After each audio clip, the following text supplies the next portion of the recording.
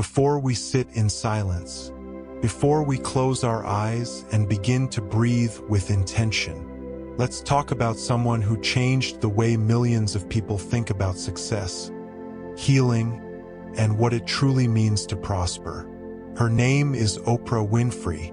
You probably know her as the woman who broke every boundary in daytime television, who built a media empire from scratch, who interviewed presidents, celebrities, and spiritual leaders with the same calm authority. But beyond the spotlight, beyond the fame, there's a deeper story, one that doesn't begin with success, but with silence. Oprah was born into poverty in the rural South of the United States, raised by a single teenage mother. She endured trauma, rejection, and moments of isolation that could have shattered her. But something in her refused to break. She always says, "Turn your wounds into wisdom." That became more than a quote. It became a compass. Through every setback, every disappointment, she kept choosing to grow, not just professionally but spiritually. And somewhere along that path, she discovered something unexpected. Not a strategy, not a business plan, but a practice, meditation. It started quietly. She heard about transcendental meditation, TM, a technique based on stillness and the repetition of a personal mantra. She tried it, and something shifted. For 20 minutes each morning and 20 minutes each afternoon, she sat in silence. She let the noise of the world soften. And in that space, she met herself, not the public figure, not the brand, but the presence behind it all. She brought this practice into her company. She paid for every one of her employees to learn TM. Twice a day, her entire team would pause. No meetings, no calls, just stillness. Because she had learned something profound. When you slow down, you align. She wasn't chasing success anymore. She was living from alignment, and success began to chase her. But here's the part people miss. Oprah doesn't describe prosperity as just money, or fame, or even influence. She describes it as a state of being, a state of peace, a state of clarity, a knowing deep in your core that you are connected to something greater than yourself, that you are not empty, you are not lacking, you are not late. You become what you believe, she says. And when you believe in your own worthiness to receive, you begin to attract a life that mirrors that belief. That's why meditation became so central in her life.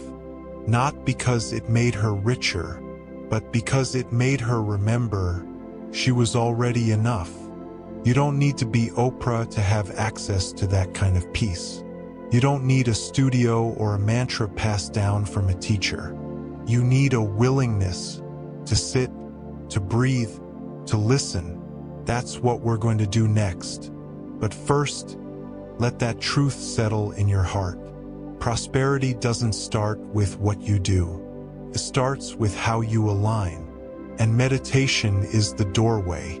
What if prosperity wasn't something you earned, but something you remembered?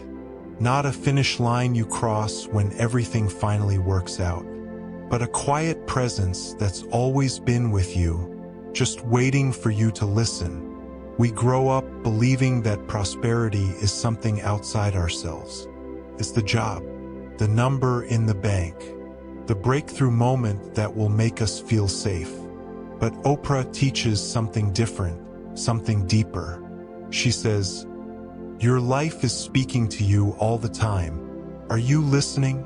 And what your life is really trying to say is that everything begins inside, that nothing you chase will ever be enough, if it's built on the belief that you are not enough. So before we go any further, I want you to pause. Not physically, emotionally. Let yourself breathe without rushing to the next thought. Let yourself exist without fixing anything. Just be here in the space between words, because this is where the shift happens. Oprah's version of prosperity doesn't start with wealth. It starts with alignment. It starts when you no longer operate from fear, from urgency, from scarcity. When you no longer ask the world to validate your worthiness, but instead you begin to claim it from within. Meditation for her isn't a productivity hack. It's not a way to escape life. It's a way to meet it fully, calmly, truthfully. In the stillness of each session, she reconnects with a deeper part of herself, a part that is not performing, a part that doesn't hustle, a part that doesn't need applause to know it's valuable. And in that space, something incredible happens. She becomes receptive to guidance, to creative inspiration, to inner clarity, to the natural rhythm of life. She stops pushing and starts listening. This is where so many of us get stuck. We think that if we're not constantly striving, we'll fall behind. That if we slow down, everything we've worked for will disappear. That if we rest, we'll lose momentum. But true prosperity doesn't come from pressure. It comes from presence. It arises when you begin to trust that your life is unfolding at its own perfect pace. That your next step doesn't come from panic. It comes from peace. You've probably felt this before. A moment when something just clicked. Not because you forced it, but because you were still enough to hear it. That's the space we're cultivating through meditation. Not silence for the sake of silence, but silence as an opening, a softening, so you can hear your own wisdom again, so you can return to your center, so you can receive. And here's the shift Oprah invites us to make. Stop asking, how can I get more?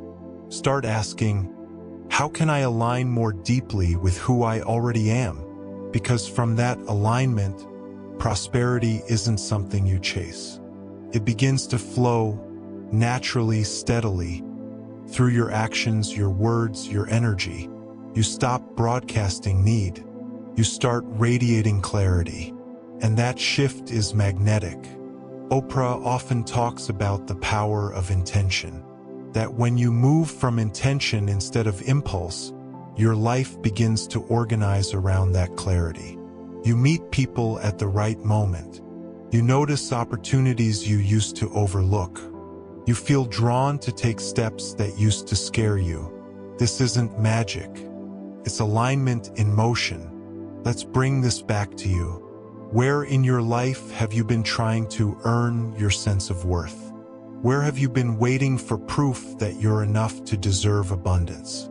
Is it in your career, your relationships, your creativity?